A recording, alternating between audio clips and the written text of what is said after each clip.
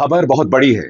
Allahabad high court के जज शेखर यादव, जिन्होंने कथित तौर पर मुस्लिम विरोधी बयान दिया था, मुस्लिम बच्चों के बारे में आपत्तिजनक बयान दिया था और यह कहा था कि कानून जो है वो बहुमत के हिसाब से चलेगा, यानी कि हिंदुओं के हिसाब से चलेगा। सुप्रीम कोर्ट के कॉलेजियम ने उनसे सार्वजनिक तौर पर माफी मांगने के लिए कहा है। कम से कम जो खबरें आ रही है मीडिया में, चाहे नवभारत टाइम्स में हो, चाहे न्यूज 24 में हो, कम से कम ये खबरें यही कह रही हैं दोस्तों जैसे कि आपको ये बात अच्छे से जानते हैं कि अभिषा शर्मा जी एक सच्चे अच्छे पत्रकार हैं। आज मैं आपको एक ऐसा वीडियो दिखाऊंगा जो कि सोशल मीडिया पर वायरल हो चुका है। जी हाँ दोस्तों, क्योंकि दोस्तों आपको ये बात अच्छे से पता ही होगी, कुछ दिन पहले एक हाईकोर्ट के जज साहब ने एक बयान दिया था जिसकी वजह से सोशल मीडिया पर हंगामा हो गया था। लेकिन अब उस बयान को लेकर सुप्रीम कोर्ट का फैसला आया है। जी हाँ दोस्तों, हाईकोर्ट के जज साहब को अब उस बयान की वजह से माफी मांगनी होगी सबसे। हाँ दोस्तों, ये मैं आपको अभी सबूत के साथ दिखाऊंगा। दोस्तों कुछ लोगों के दिलों में इतनी नफरत ज्यादा हो गई है कि वो लोग भूल चुके हैं कि हमारा देश संविधान से चलता है, यहाँ पर सभी धर्म बराबर हैं। लेकिन दोस्तों अभी जो आपको वीडियो दिखाने जा रहा हूँ अभिषा शर्मा जी का, उसको देखकर आपको सब कुछ पूरी डिटेल के साथ पता चल जाएगा। मगर दोस्तों ये वीडियो दिखाने से पहले मेरी आपसे गुजारिश है, आज का मेरा ये वीडियो पूरा एंड तक जरूर देखना और अगर आप मेरे चैनल पर नए आए हो चैनल को जरूर सब्सक्राइब करना, साथ में इस वीडियो को ज्यादा से ज्यादा लोगों में शेयर जरूर करना। चलिए दोस्तों, पहले आप ये वीडियो देखिए, फिर आकर मैं आपसे बात करता हूँ। खबर बहुत बड़ी है। इलाहाबाद हाईकोर्ट के जज शेखर यादव, जिन्होंने कथित तौर पर मुस्लिम विरोधी बयान दिया था, मुस्लिम बच्चों के बारे में आपत्तिजनक बयान दिया था और यह कहा था कि कानून जो है वो बहुमत के हिसाब से चलेगा, यानी कि हिंदुओं के हिसाब से चलेगा। सुप्रीम कोर्ट के कॉलेजियम ने उनसे सार्वजनिक तौर पर माफी मांगने के लिए कहा है। कम से कम जो खबरें आ रही है मीडिया में, चाहे नवभारत टाइम्स में हो, चाहे न्यूज 24 में हो, कम से कम ये खबरें यही कह रही हैं दोस्तों। यह अपने आप में बहुत मायने रखता है और साथ ही मायने रखता है मोहन भागवत का यह बयान। और इस बयान के बारे में कहा जा रहा है दोस्तों कि क्या यह बयान भारतीय जनता पार्टी के लिए है, क्योंकि यहां पर मोहन भागवत यह कह रहे हैं कि भाई राम मंदिर तक तो ठीक था, मगर अब बेवजह मंदिर मस्जिद विवाद खड़े किए जा रहे हैं।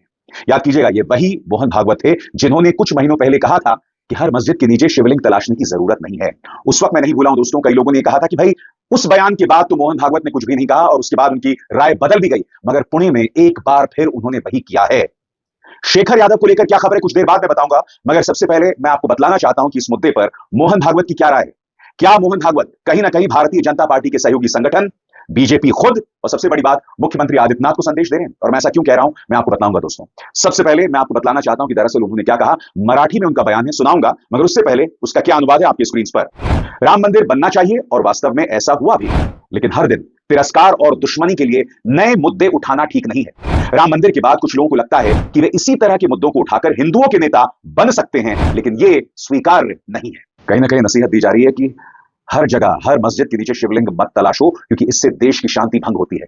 कहीं ना कहीं मोहन भागवत अपने उम्र के तजुर्बे के जरिए भविष्य में आने वाली दिक्कतों को देख रहे हैं। सुनिए मराठी में मोहन भागवत कह क्या रहे हैं और उसके बाद मैं आप इसकी चर्चा करूंगा। हे जीवन जर ही हार्मनी जर जगाला पाहिजे असेल तर आपल्या देशात याचं मॉडेल उभं करायचं म्हणजे ही हार्मनी आपल्या देशात असली पाहिजे। श्रद्धेचा आदर तेवढं राम मंदिर झालं पाहिजे, ते होत आहे। हिंदूंची श्रद्धास्थान हिंदूंना वाटतं, परंतु असं केलं म्हणजे हिंदूमध्ये नेता होता येतं म्हणून किंवा अतिरेकी भूतकाळाच्या ओझ्याच्या परिणामामुळे अतिरेकी तिरस्कार, द्वेष, शत्रुता, संशय याच्या पोटी रोज एक नवीन प्रकरण काढणे हे कसं चालेल? हे नाही चालणार। शेवटी आपण आपलं सोल्युशन काय आहे? जगाला आपल्याला दाखवायचं आहे की आपण सगळे एकत्र नांदू शकतो। आपल्या देशात त्याचा छोटासा प्रयोग झाला पाहिजे। तो प्रयोग करताना आहेत आमच्या या सगळ्यांना सामावून घेणाऱ्या अनेक पंथ संप्रदायांच्या विचारधारा आमच्या इथे आहेत। मैं आपको याद दिलाना चाहूंगा दोस्तों, कुछ ही महीनों पहले उन्होंने ये भी कहा था कि हर मस्जिद के नीचे शिवलिंग तलाशने की जरूरत नहीं है। और जैसे मैंने कहा, मोहन भागवत कहीं ना कहीं इस बात को महसूस कर रहे हैं कि जिस तरह से संभल में शाही जामा मस्जिद और अन्य जगहों पर मुद्दों को तूल दिया जा रहा है, जिसके चलते हिंसा हो रही है, लोग मारे जा रहे हैं। और याद कीजिएगा, सुप्रीम कोर्ट की सख्त टिप्पणी भी आई है। इस बात को लेकर मोहन भागवत चिंतित दिखाई देते हैं, मगर बड़ा प्रश्न, क्या उन्हें भाजपा सुनेगी? याद कीजिएगा, नसीहत पहले भी आ गई थी कि हर मस्जिद के नीचे शिवलिंग मत तलाशो। सुनिए क्या कहते हैं। ठीक है, प्रतीकात्मक कुछ हमारी विशेष श्रद्धा थी, ऐसे स्थानों के बारे में हमने कहा, लेकिन रोज एक मामला निकालना नहीं, ये भी नहीं करना चाहिए। हमको झगड़ा क्यों बढ़ाना है? ज्ञानवापी के बारे में हमारी कुछ श्रद्धाएं हैं, परंपरा से चलती आई, हम कर रहे हैं, ठीक है, परंतु हर मस्जिद में शिवलिंग क्यों देखना? तो भाई वो भी एक पूजा है, ठीक है, बाहर से आई है, लेकिन जिन्होंने अपनाई है वो मुसलमान, वो बाहर से संबंध नहीं रखते, ये उनको भी समझना चाहिए। यद्यपि पूजा उनकी उधर की है, उसमें वो रहना चाहते तो अच्छी बात है, हमारे यहां किसी पूजा का विरोध नहीं, सबकी मान्यता और सबके प्रति पवित्रता की भावना है। मैं ऐसा क्यों कह रहा हूं दोस्तों? क्योंकि याद कीजिएगा, संभल की शाही जामा मस्जिद में जब सर्वे का आदेश जज आदित्य सिंह ने दे दिया था, एक तरफा आदेश, बगैर मुस्लिम पक्ष को विश्वास में लिए, आपको याद है मामला सुप्रीम कोर्ट पहुंचा था। सुप्रीम कोर्ट ने क्या कहा था? सर्वे की रिपोर्ट को सार्वजनिक नहीं किया जाएगा। इसके बाद आदित्य सिंह आगे कोई और निर्णय नहीं लेंगे, मामला हाईकोर्ट चला गया। और फिर पूजा स्थल अधिनियम 1991 भी सुप्रीम कोर्ट के पास पहुंचा था। 8 हफ्तों की रोक लगा दी गई है किसी भी नए मंदिर मस्जिद रजिस्ट्रेशन पर, और यह भी कहा गया है अब और कोई सर्वे नहीं होगा, और सरकार से उनकी राय भी मांगी गई है। इस सब के बावजूद मुख्यमंत्री आदित्यनाथ शाही जामा मस्जिद वाले मुद्दे पर अपनी टिप्पणी देते हैं और कहते हैं कि भाई बाबरनामा में भी लिखा गया है कि हरिहर मंदिर को तोड़कर वहां पर मस्जिद बनाई गई। सुनिए उन्होंने क्या कहा। नेता प्रतिपक्ष कह रहे थे कि वहां की स्थिति ऐसी है कि अगर मंदिर आ भी जाए क्या मंदिर बन जाएगा। मैं कहता हूं तो बाबरनामा भी कहता है कि हर मंदिर को तोड़ करके एक ढांचा खड़ा किया गया। एक तो मैं ये नहीं समझ पाता हूं कि भाजपा इतना बाबर औरंगजेब को क्यों याद करती है। मुख्यमंत्री आदित्यनाथ का एक और बयान देखिए, भारत के अंदर प्रभु श्री राम, श्री कृष्ण और भगवान बुद्ध की ही परंपरा रहेगी, बाबर और औरंगजेब की परंपरा नहीं रहेगी।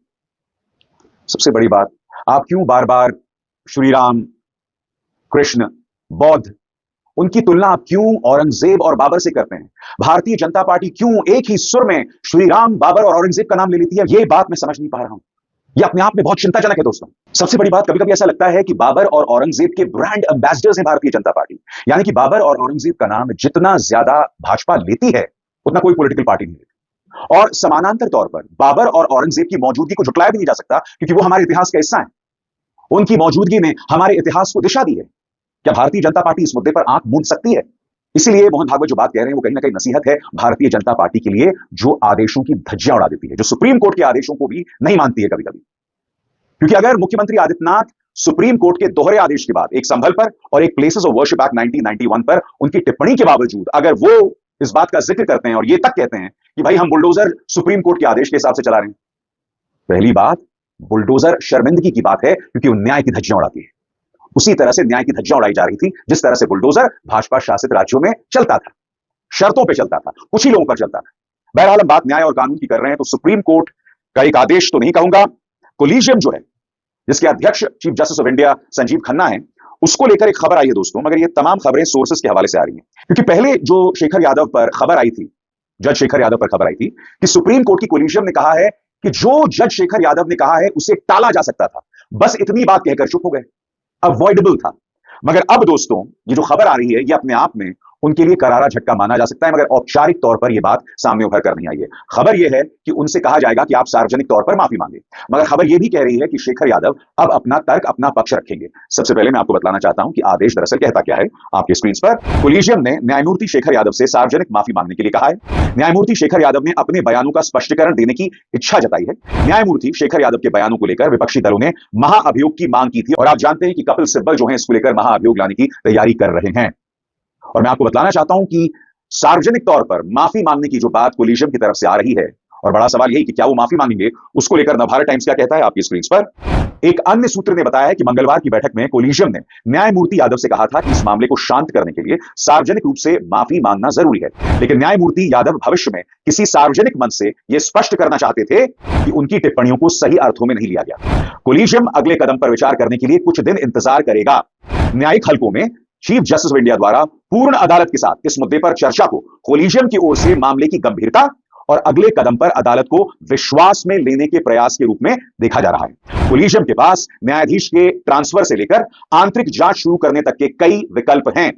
न्यायाधीश जांच अधिनियम के तहत आंतरिक जांच की प्रक्रिया राष्ट्रपति को न्यायाधीश को हटाने की सिफारिश करने से पहले का एक कदम है।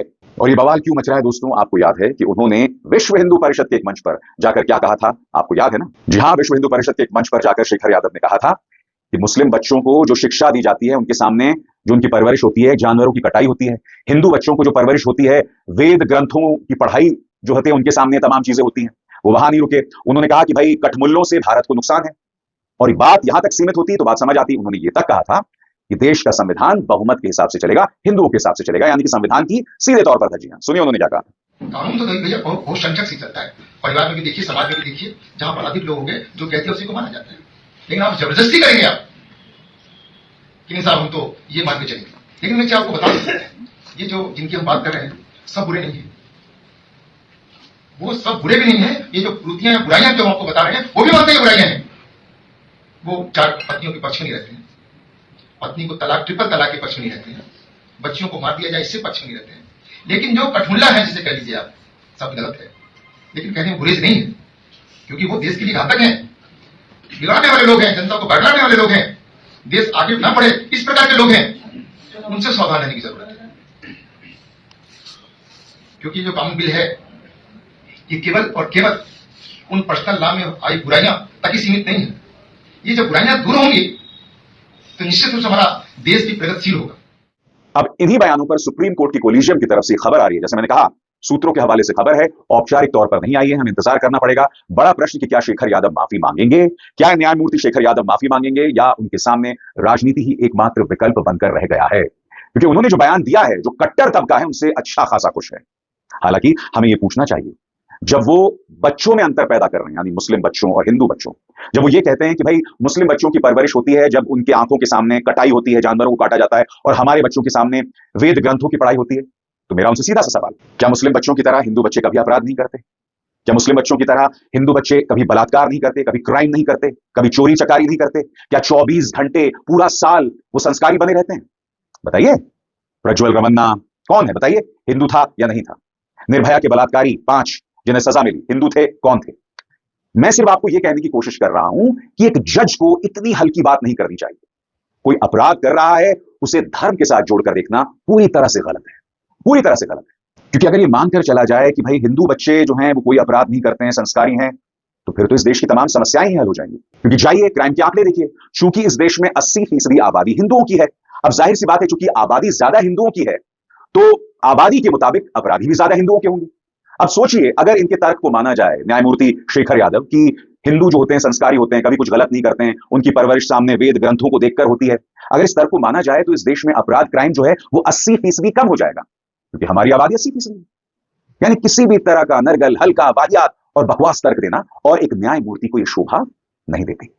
मैं उम्मीद करता हूं वो अपनी गलती को स्वीकार करेंगे, सार्वजनिक तौर पर माफी मांगेंगे, क्योंकि देश का संविधान, देश का कानून बहुमत या अल्पमत से नहीं चलता, वो संविधान के हिसाब से चलता है, कानून के हिसाब से चलता है, कानून के दिशा निर्देशों के हिसाब से। दोस्तों देखा आपने ये वीडियो, मुझको पूरी उम्मीद है अभिषा शर्मा जी की सारी बातें आपकी समझ में आ चुकी होंगी। दोस्तों अब ये बहुत गलत हो रहा है, लोगों के दिलों में नफरत फैल रही है और कुछ लोग इसके जिम्मेदार हैं नफरत फैलाने के। दोस्तों आपकी क्या राय है इस वीडियो के बारे में, मुझे कमेंट बॉक्स में आकर कमेंट कर जरूर बताना।